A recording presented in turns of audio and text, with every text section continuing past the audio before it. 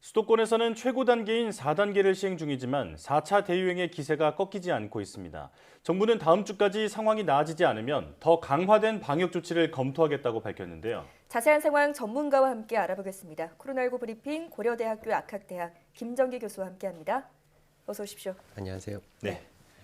코로나19 신규 확진자가 처음으로 지난주 같은 날인 이 목요일보다 160여 명이 줄었습니다. 그렇다면 확산세가 조금 꺾이고 있다 이렇게 볼 수 있을까요?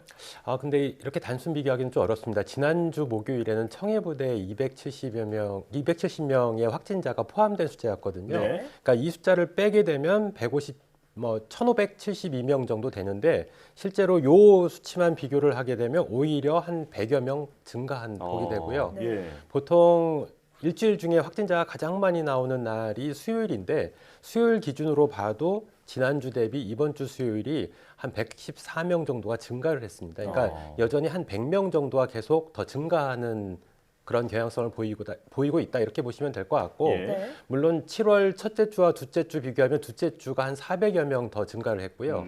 둘째 주와 셋째 주를 비교하면 한 170명 정도가 증가를 했거든요. 네. 그러니까 400명, 170명, 100여 명 이렇게 다소 증가폭은 감소하는데 확진자 수로 보면 계속 한 100명 이상이 증가를 하고 있다 이렇게 보시면 될 것 같습니다. 예. 그러니까 여전히 지금 유행 확산이 진행되고 있는 상황이다 이렇게 보시는 게 더 맞을 것 같습니다. 네.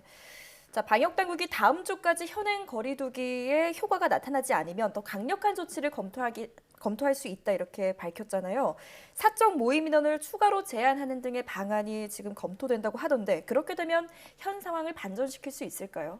그러니까 지금 말씀하신 사적 모임 인원 제한을 더 추가로 강화하겠다라고 하는 부분 이외에 또 어떤 방역 조치가 추가적으로 시행될 거냐에 따라서 상황이 반전될 건지 아닐지가 결정이 될 걸로 보이는데 네. 일단 말씀하신 사적 모임 인원 제한 부분은 실제로 현재는 6시 이후에는 2명까지만 모일 수 있거든요.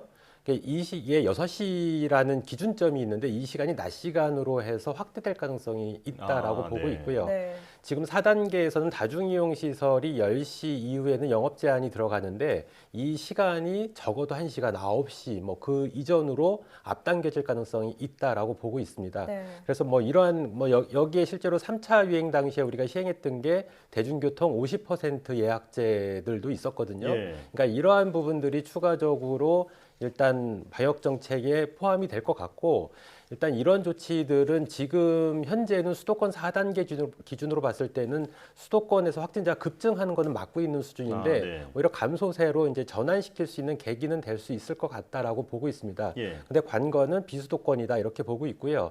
현재 일부 지자체 양양이나 대전 같은 경우에는 4단계를 적용하고 있습니다만 나머지 비수도권은 지금 3단계 적용을 하고 있거든요.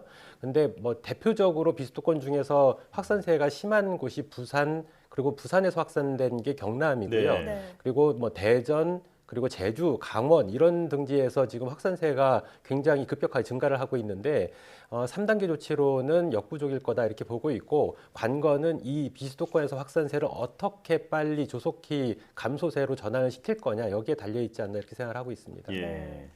자, 그 휴가철을 맞아서 이동량이 늘면서 말씀하신 대로 비수도권의 확진자 비중이 커지고 있습니다. 그렇다면 휴가철이 끝나면 그 수도권의 확진자 비중이 예전처럼 다시 올라갈 가능성은 어떻게 보십니까? 일부 여론에서는 핑퐁 효과 이렇게 표현을 하고 있는데 네. 이렇게 역확산 가능성 충분히 있습니다. 그러니까 대부분의 그러니까 인구의 많은 비율을 차지하고 있는 곳이 수도권이고 네. 수도권 지역에서 휴가를 비수도권으로 갔다가 오신 경우에는 이 부분은 양쪽 다 증가하는 경향을 보일 수가 있습니다. 그러니까 네. 수도권에서 확진자가 비수도권의 확진자를 올려주는 효과가 있고 예. 다시 수도권으로 돌아온 다음에 수도권에서 다시 확산되는 양상을 보일 수 있다 이렇게 보고 있고 일단 비율적인 측면 비율 같은 경우에는 착시 현상이 좀 있습니다. 그러니까 지금 4차 대유행이 일어난 이후에 수도권에서 보통 85%의 확진자가 나오다가 현재 65%까지 떨어졌거든요. 그렇죠. 근데 비율적으로 떨어진 게 이게 비율적으로는 떨어졌는데 확진자 수로 보면 대동소이합니다. 그러니까 네. 수도권은 정체시이고 비수도권이 증가를 한다 이렇게 보시면 될 것 같고 말씀하신 것처럼 휴가가 끝나면 다시 수도권에서 증가할 가능성이 높다 이렇게는 보고 있습니다. 네. 네. 자, 또 불안한 요소 중에 하나가 이 백신을 맞고도 확진되는 돌파 감염 사례가 지금 이어지고 있는데 그중에는 30대가 45%로 가장 많다고 합니다. 이게 아무래도 활동량이 많다는 게 원인으로 꼽히고 있는데 그렇다면 이 돌파 감염자의 재전파 위험도 크다고 봐야겠죠. 일단 원인 분석에 있어서 활동량이 많은 연령대다라는 부분도 작용을 하는 걸로 보이고 있습니다. 근데 네. 여기에 더불어서 얀센 백신 접종자들에서 돌파 감염 사례가 한 56%로 나오고 있거든요. 예. 그러니까 이 인원들이 보통 이 연령대에 포함되어 있습니다. 그러다 네. 보니까 이러한 부분도 반영이 됐을 것 같고 실제로 청장년층 중에 우선 접종하신 분들이 보통 감염 위험도가 높은 직업군에 대해서 접종이 이루어졌거든요.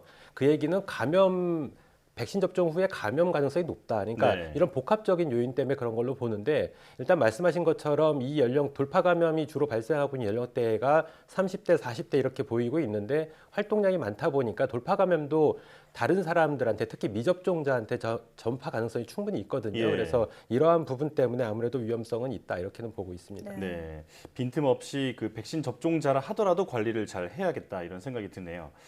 델타 변이 확산이 거센 미국은 지금 다시 마스크 지침을 강화했는데 봉쇄 조치를 완전히 풀었던 영국은 오히려 확진자가 점점 줄고 있습니다. 그렇다면 영국이 집단 면역이 형성됐다고 볼 수 있는 건가요? 일단 영국에서 접종 완료자 기준으로 봤을 때 한 56% 정도가 접종을 완료했거든요. 네. 근데 일반적으로 우리가 얘기를 할 때 60에서 70% 정도가 접종을 받게 되면 집단 면역이 형성된다라고 보고 있는데 네. 일단 다른 감염병하고 다르게 코로나19 같은 경우에는 전파력이 높다 보니까 그중에서 델타 변이 바이러스는 이 전파력이 훨씬 더 높거든요. 네. 이런 경우에는 2%보다는 훨씬 더 높은 비율로 접종을 받아야지만 집단 면역이 형성될 수 있다라고 보고 있습니다, 개인적으로. 네. 그렇기 때문에 지금 영국의 상황은 집단 면역으로 보기에는 다소 무리가 있지 않나 이렇게 판단을 하고 있고 유사한 접종률을 보이고 있는 미국이나 이스라엘 같은 경우에는 방역 조치를 완화한 이후에 다시 환자가 급격하게 증가를 하고 예. 있거든요. 그러니까 이런 부분들을 봤을 땐 영국은 일시적인 현상으로 보는 게 더 맞지 않을까라는 생각을 가지고 있습니다. 일단 규제 완화를 7월 19일부터 시행을 했는데 네. 그 이후에 충분한 시간이 아직 반영이 안 됐다. 그러니까 이 규제 완화 또는 규제 해제 이후에 영향이 충분히 반영이 안 됐기 때문에 그런 게 아닌가라는 생각도 있고 여기에 더불어서 실제로 현재 영국에서 신규 확진자 통계치에 제대로 되어 있는 그런 숫자가 반영되고 있는 건가라는 의문점도 개인적으로는 가지고 있습니다. 그렇군요. 자, 집단 면역 형성으로 보기에는 아직 섣부르다라고 말씀을 해주셨는데 그렇다면 우리나라도 올 하반기 접종 목표를 달성한다고 해서 마스크 착용 해제 같은 이런 완화 정책을 섣부르게 결정해서는 안 되겠죠? 일단 우리 정부에서는 70% 정도가 접종을 받게 되면 집단 면역이 형성된다라고 보고 있는데 네. 일단 가장 중요한 부분은 나머지 30%입니다. 우리나라 같은 경우에 영국이나 미국하고 다르거든요. 영국이나 미국은 지금 접종을 안 받고 계신 그 비율이 실제로 본인 의사로 안 받고 있는 부분이거든요. 근데 네. 우리나라 국민들 같은 경우에는 실제로 내가 접종을 받고 싶어도 아직 순서가 안 됐기 때문에 못 맞고 있는 경우가 있습니다. 그러니까 70%에 도달을 했더라도 나머지 30% 정도는 그중에 상당수가 접종을 받고 싶은데 아직 수급 상황이 안 좋기 때문에 못 받고 있는 경우가 발생할 수 있기 때문에 네. 이 경우에는 오히려 이분들이 다른 사람한테 배려를 해서 순서가 뒤로 밀린 경우거든요. 근데 네. 위험도는 상대적으로 높아지기 때문에 우리나라 같은 경우에는 적어도 백신 접종 여부에 대한 선택권을 한 번 정도는 받았은 이후에나 이런 조치가 가능해야 되지 않을까 이런 생각을 가지고 있고요. 예. 그 이후에도 어쨌든 방역 조치 완화, 특히 마스크 착용 해제 같은 경우에는 조심스럽게 접근을 해야 되지 않을까 이렇게 생각을 하고 있습니다. 예. 네. 백신 접종에 대한 그 선택권을 부여받았는지 일단 그 부분부터 신경을 써야 한다 이렇게 정리할 수 있겠습니다. 자, 일단 백신 접종률을 최대한 끌어올려야 방역의 방향도 앞으로 어떤 쪽으로든 정할 수 있을 것 같습니다. 지금까지 고려대학교 약학대학 김정기 교수와 함께 코로나19 상황 살펴봤습니다. 교수님 고맙습니다. 감사합니다.